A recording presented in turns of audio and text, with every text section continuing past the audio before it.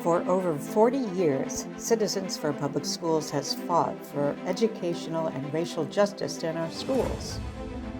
We value the education of the whole child and each student's opportunity to thrive.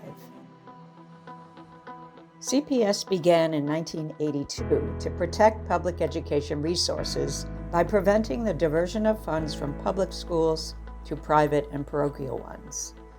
Throughout our history, we have resisted the privatization of public education, whether through vouchers, charter schools, or other schemes. And so we organized, because we knew taking money out of the one bucket of education funds meant providing fewer resources for the public schools that needed it the most. Those educating the poorest children, the students with disabilities, the English learners, and the schools with children of color. Very quickly, we recognized that behind the push for vouchers and privatization was opposition to court-ordered school desegregation, and we understood our responsibility to fight racism. Beginning in 1993, we faced a new privatization attack on our public schools: charter schools. This wolf in sheep's clothing initiative targeted the most challenged school districts and would have diverted scarce resources from schools that educate the vast majority of our high-need students. Another pivotal event in our fight against privatization occurred in 2016, when the privateers attempted to vastly expand the growing empire of charter schools by means of a statewide ballot petition. In response, we sprang into action with the No on 2 campaign and helped decisively defeat charter school expansion. CPS has always recognized the importance of developing the critical thinking skills that all students need to engage in our nation's civic life. Our report, The Campaign for the Education of the Whole Child, identified what our state should do to remove barriers to learning for every student. Fighting for educational justice means working to ensure equitable and adequate school funding for all school districts. This is especially important for those that have been historically under-resourced, yet serve students with the highest needs. In 2019, we helped ensure passage of the Student Opportunity Act by educating the public, lobbying the Massachusetts legislature, and pressing the governor for support. Despite these important successes, fighting for educational justice is a never-ending battle. It means protecting democratic oversight and opposing state takeovers of Black and brown school districts based on MCAS results. And it means supporting a return to an elected Boston School Committee. The right to the vote is fundamental. It's your voice. It's your power. You don't give away your power. Protesting is a way of demanding what you deserve. Lifting up the voices of students, parents, and educators is essential to this work.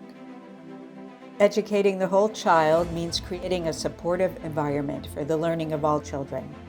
Our campaign to reform student assessment aims to eliminate the MCAS graduation requirement and replace it with assessments that more comprehensively measure learning, as well as the ability to apply learning to real-world tasks. The negative effects of the exam are racist and unfair to many students, as we have detailed over the years in our reports.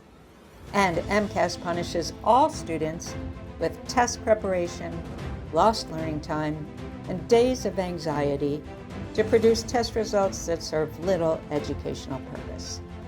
That's why we support the Thrive Act, which would end the unjust MCAS graduation requirement, as well as state takeovers of school districts. As members of the Vocational Education Justice Coalition, we advocate for admissions policies to vocational schools that open access to students who want to pursue high-demand careers such as electrician, plumber, or carpenter. We support eliminating racially unjust selective admissions policies and using a lottery instead. Our multi-part series on race and public education brought together diverse panels to explore many aspects of the challenges faced by Latinx, African American, and Asian American students and educators. We remain steadfast in our demands that the Commonwealth continue improving our schools for all students. We will continue to fight for adequate school funding. That's why we campaigned for the 2022 Fair Share Amendment, which has already raised $1 billion from the top 1% of earners, money that is being invested in our public schools and transportation system.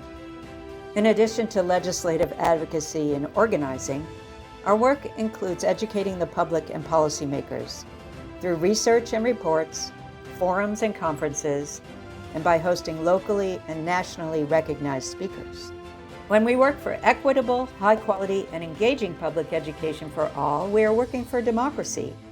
Working for democracy also means opposing laws or policies that undermine our public schools. And when public education and democracy are under attack, as they so clearly are, we fight back. Join us in our work for educational and racial justice. Although CPS is a small organization, we have and continue to successfully collaborate with other organizations to maximize our impact. With your help, we will continue to promote, protect, and preserve our public schools for all the children for many years to come.